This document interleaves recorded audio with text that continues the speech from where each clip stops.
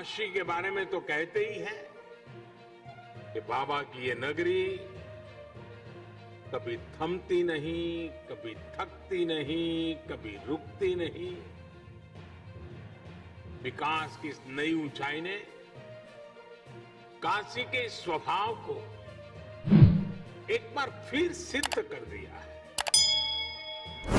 Corona काल में जब दुनिया ठहर सी गई, तब काशी संयमित तो हुई, अनुशासित भी हुई, लेकिन सृजन और विकास की धारा अविरल बहती रही।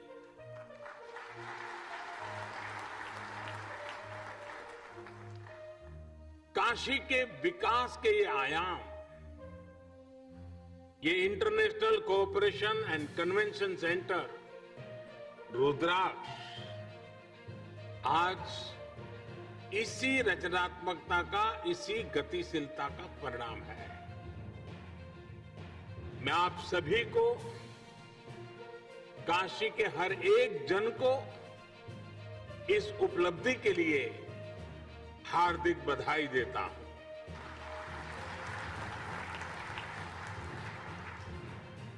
विशेष रूप से मैं भारत के परम मित्र जापान को, जापान के लोगों को, प्राइम मिनिस्टर श्री सुगा योशिहिदे को और एम्बेसडर श्री सुजुकी सातोशी जी को बहुत बहुत धन्यवाद देता हूं। और अभी हमें प्रधानमंत्री जी का वीडियो संदेश भी देखा। उनके आत्मीय प्रयासों से काशी को ये उपहार मिला है। प्राइम मिनिस्टर श्री सुगा योशिहिदे उस समय चीफ कैबिनेट सेक्रेटरी थे। तब से लेकर पीएम की भूमिका तक लगातार वो इस प्रोजेक्ट में व्यक्तिगत रूप से इन्वॉल्व रहे।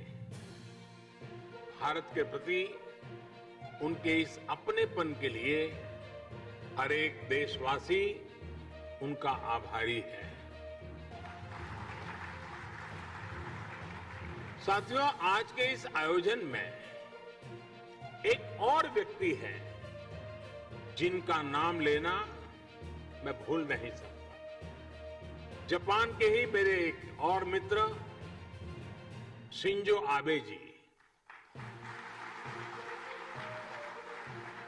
मुझे याद है, शिंजो आबे जी जब प्रधानमंत्री के तौर पर काशी आए थे, तो रुद्राक्ष के आइडिया पर उनसे मेरी लंबी चर्चा हुई थी। उन्होंने तुरंत ही अपने अधिकारियों से इस आइडिया पर काम करने को कहा। इसके बाद जापान का जो कल्चर है, उनका गुण है, चर परिचित, उनकी विशेषता है परफेक्शन और प्लानिंग। इसके साथ इस पर काम शुरू हुआ और आज ये भव्य इमारत काशी की शोभा बढ़ा रही है। इस इमारत में आधुनिकता की चमक भी है और सांस्कृतिक आभा भी है। इसमें भारत जापान रिश्तों का कनेक्ट भी है और भविष्य के लिए अनेकों संभावनाओं का स्कोप भी है।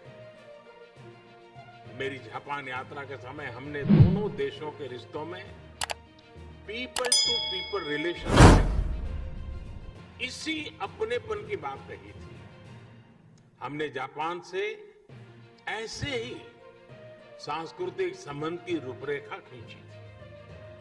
मुझे खुशी है कि आज दोनों देशों के प्रयासों से विकास के साथ साथ रिश्तों में मिठास का नया अध्याय लिखा जा रहा है।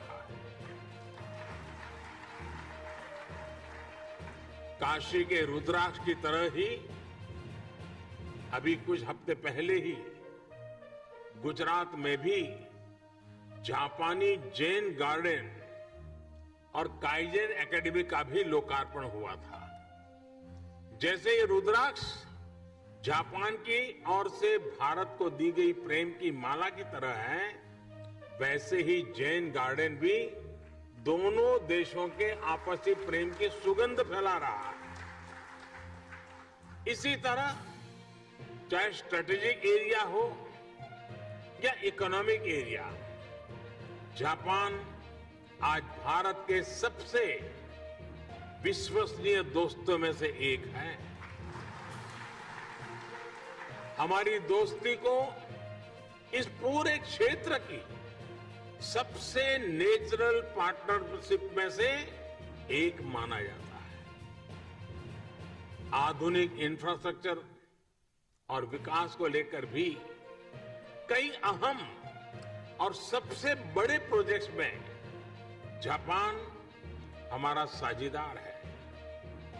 Mumbai Ahmedabad high speed rail हो, दिल्ली मुंबई इंडस्ट्रियल कॉरिडोर हो या डेडिकेटेड फ्रेट कॉरिडोर हो, जापान के सहयोग से बन रहे ये प्रोजेक्ट न्यू इंडिया की ताकत बनने वाले हैं।